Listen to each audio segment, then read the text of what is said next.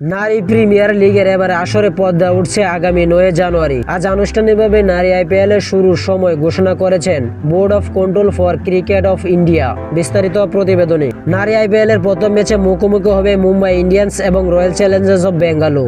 10 জানুয়ারি মাঠে নামবে ইউপি ওরিয়েন্স এবং গুজরাট জায়ান্ট। 9 জানুয়ারি থেকে 17 জানুয়ারি পর্যন্ত মুম্বাইয়ে হবে প্রতিযোগিতার প্রথম পর্ব। এরপর 19 জানুয়ারি থেকে 5 ফেব্রুয়ারি পর্যন্ত বারোদায় হবে দ্বিতীয় পর্ব। লিগ পর্যায়ে মোট 20টি ম্যাচ হবে, সব মিলে 22টি ম্যাচ হবে আসরে। 3রা ফেব্রুয়ারি হবে এলিমিনেটর, ফাইনাল হবে 5 ফেব্রুয়ারি।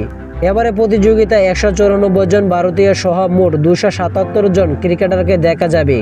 এবারে নারী আইপিএলে বাংলাদেশের কোনো ক্রিকেটার দল পাননি। গত 27 নভেম্বর দিল্লিতে হয়েছে নিলাম, যেখানে নাম দিয়েছিলেন বাংলাদেশের 3 ক্রিকেটার রাবেয়া খান, মারুফা আক্তার ও স্বর্ণা আক্তার। তাদের মধ্যে রাবেয়া ও মারুফাকে নিলামে তোলা হলেও আগ্রহ দেখায়নি কোনো দল, আর স্বর্ণার নামও ডাকা হয়নি। তো আশা করি যারা টি স্পোর্ট গ্যালারি চ্যানেলটি সাবস্ক্রাইব করে নেয়, সবাই টি স্পোর্ট গ্যালারি চ্যানেলটি সাবস্ক্রাইব করে রাখবেন। এমন আপডেট নিউজ পেতে আমার এই চ্যানেলটির পাশে থাকবেন। ভিডিওটা ভালো লাগলে লাইক এন্ড শেয়ার কমেন্ট করবেন। ধন্যবাদ সকলকে।